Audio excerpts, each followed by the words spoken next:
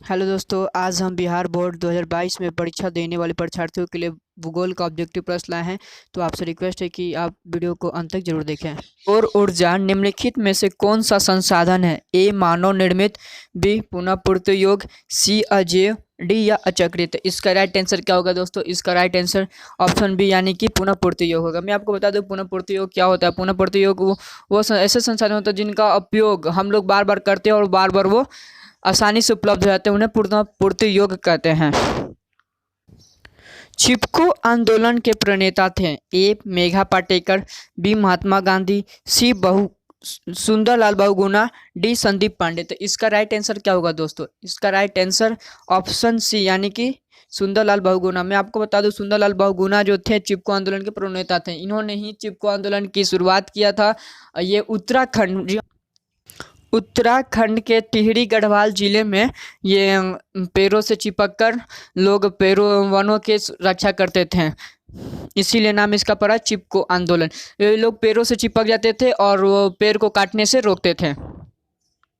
तीसरा प्रश्न देखते हैं दोस्तों, सामुदायिक संसाधन कौन नहीं है? ए मंदिर, बी मस्जिद, सी सार्वजनिक पार्क, डी या घर।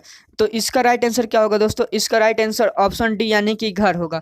सामुदायिक संसाधन वैसे संसाधन होते हैं जो सभी लोग यूज करते हैं, यानी कि सभी लोग एक सीधी वे में कि सभी लोग यूज कर सकते हैं। जैसे मंदिर है, सभी लोग जाते हैं, मस्जिद में भी सभी लोग जाते हैं, सार्वजनिक पार्क में भी सभी लोग, लेकिन जो किसी इसलिए घर को सामुदायिक संसाधन में नहीं रखा गया। चौथा प्रश्न देखते हैं दोस्तों, कोयला किस प्रकार का संसाधन है? ए अनवीकरणीय, बी नवीकरणीय, सी जैव या डी अजैव। तो इसका राइट आंसर क्या होगा दोस्तों?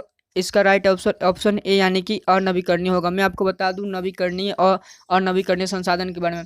नवीकरणीय संसाधन ऐसे संसाधन होते हैं जिन्हें भौतिक, रासायनिक या यांत्रिक प्रक्रिया द्वारा पुनः प्राप्त किया जा सकता है। जैसे सौर ऊर्जा हो गया, पवन ऊर्जा हो गया, जल विद्युत, ये सब इत्यादि जो है नवीकरणीय संसाधन के उदाहरण है। और अनवीकरणीय के बारे में बता दूं, ऐसे संसाधन का विकास जो लंबी अवधि के बाद, माने कि बहुत समय के बाद इनका पुनर्निर्माण किया जा सकता है, इसे अनवीकरणीय संसाधन कहते हैं।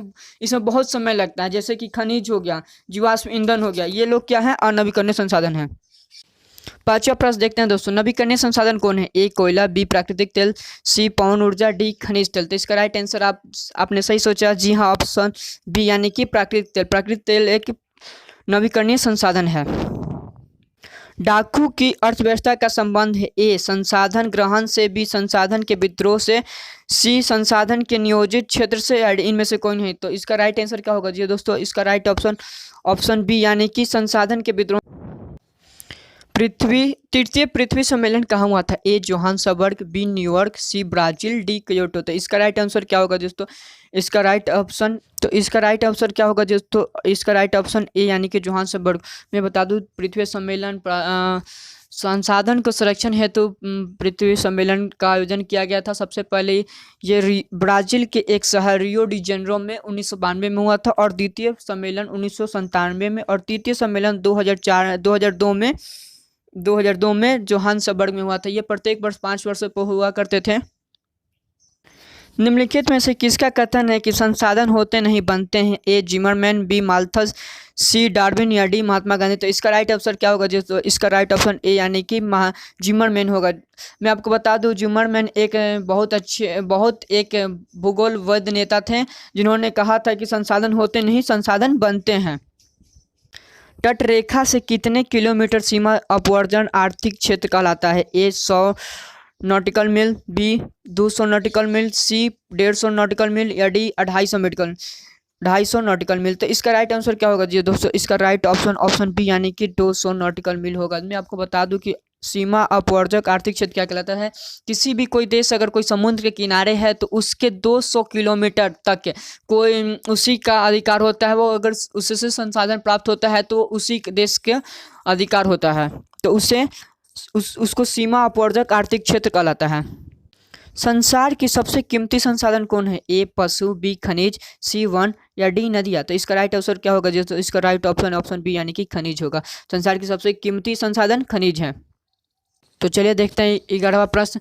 द पॉपुलेशन नाम बम नामक पुस्तक किस वर्ष प्रकाशित हुआ? ए 1958, बी 1975, सी 1968 या डी 1978? तो इसका राइट आंसर क्या होगा जी दोस्तों? इसका राइट ऑप्शन सी यानी कि 1968 होगा।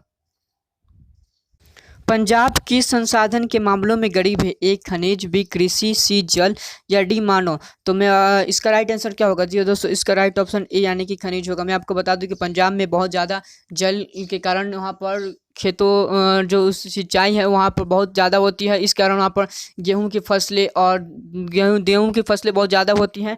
तो इसमें पूछ रहा है कि किस प्रकार के मामले में संसाधन के मामले में गरीब है? तो मैं आपको बता दूं वहाँ पर खनिज की मात्रा बहुत कम है, इस मामले में वह पंजाब गरीब है। 13वां प्रश्न देखते हैं दोस्तों।